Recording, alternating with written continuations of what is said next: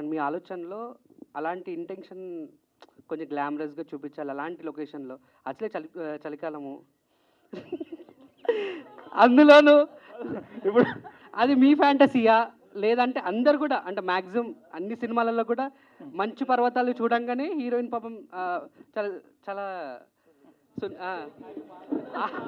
I mean I mean silk sari yeah! అది use చేస్తారు. అది ఏంటి ఫ్యాంటసీ? యాహ్! ఫస్ట్ ఈ సాంగ్ విన్న తర్వాత మా ఇంట్రెస్ట్ కూడా ఉన్నింది చాలా. ఈ సాంగ్‌కి చాలా చేయాలి అని. తర్వాత మంచు ప్రదేశం అన్నాక నేనే అన్నాను శారీస్ ఏసుకుంటాను అని. కొంచెం కష్టం అని తెలిసినా కానీ.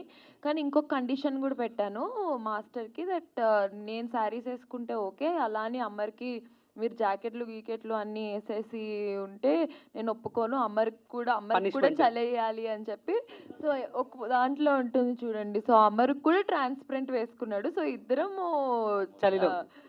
చలిపడి కష్టపడ్డాం. ఓకే. ఏ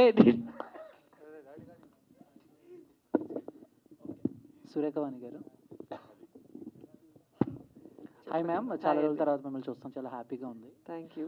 సో అంటే సినిమా గురించి కాదు. ఒక క్వెషన్ ఏంటంటే సో బేసిక్‌గా మూవీలో చేస్తున్న చాలామంది ఆర్టిస్టులు గానీ, యాంకర్‌లు గానీ ఎవరైతే ఉన్నారో వాళ్ళకొక సోషల్ లైఫ్ అనేది ఒకటుంటుంది. సో వాళ్ళు బయటకి ఎక్కడికైనా వెళ్ళినా, వాళ్ళ ఫోటోలు అవి పెట్టినా సో బయట జనాలు ఒక ఆడపిల్ల బట్టలెలా ఏసుకోవాలనేది కూడా కామెంట్స్ చేస్తున్నారు. మీరు కూడా ఫేస్ చేసి ఉంటారు కదా! సో ఏం చెప్తారు? సో బేసిక్‌గా అంటే మీ లైఫ్‌లోకొచ్చేసి మీరెలా ఉండాలి? మీరు ఎంతలో ఉండాలి అని కామెంట్ చేసే వాళ్ళకి మీరేం చెప్తారు? సో బేసిక్ ఒక్కొక్కడి పర్సెప్షన్ ఒక్కొక్కలా ఉంటుందండి. ఇప్పుడు ఇక్కడున్న అన్ని బుర్రలు ఒకలాగే ఆలోచించలేం కదా! వాడేదో అలా అలా ఆలోచించుకున్నాడు, వాడు అట్లా రాసుకుంటున్నాడు. అది వాడి పర్సెప్షను. అది మనం ఎంతవరకు తీసుకోవాలన్నది మన మైండ్‌కి ఉండాలి. డెఫినెట్‌గా ఒకసారి చదువుకుంటూ ఒకసారి ఎప్పుడో చెప్పా ఇలాగే. ఇదివరకు కామెంట్ చూస్తే మేమిద్దరము రియాక్ట్ అయ్యి దానికి కామెంట్ చేసి ఇట్లా చేసేవాళ్ళం. తర్వాత చూసి నవ్వుకోవడం స్టార్ట్ చేసాం. సో, అసలు దాని తర్వాత మాట్లాడుకోవడం మానేసాం. అంతే అంతే. అంటే మీరు ఎప్పటినుంచో ఇండస్ట్రీలో ఉన్నారు. సో ఒక ఆడపిల్ల ఇండస్ట్రీలో సర్వైవ్ అవ్వాలంటే చాలా కష్టాలు పడాలి. చాలా ఫేస్ చేయాలి.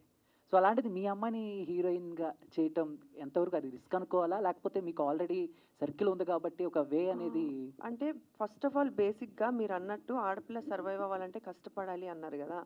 భగవంతుడి దయ వల్ల నేను ఏ రోజు టీవీ ఇండస్ట్రీలో గానీ, సినిమా ఇండస్ట్రీలోని కష్టపడలేదండి. బికాజ్ ఐ కేమ్ ఫ్రమ్ కష్టపడటం అంటే ఐ మీన్ కొన్ని ప్రాబ్లమ్స్ ఫేస్ అదే చెప్తున్నా. టీవీలో ఉన్నప్పుడు మా ఆయనే డైరెక్టర్ కాబట్టి నేను చేసే ప్రోగ్రామ్స్‌కి I was queen there. And cinema నేను చేస్తున్నప్పుడు సినిమాకి కూడా నన్ను వరించి నేను సినిమాలోకి తీసుకున్నారు కాబట్టి నాకు ఆ రెస్పెక్ట్ ఎప్పుడూ ఇచ్చారు. సో, ఇప్పుడు జనరేషన్ అట్లా లేదండి. అందరూ ఎడ్యుకేటెడ్ అయిపోయారు. అందరూ హీరోయిన్స్, హీరోస్, డైరెక్టర్స్ అందరూ.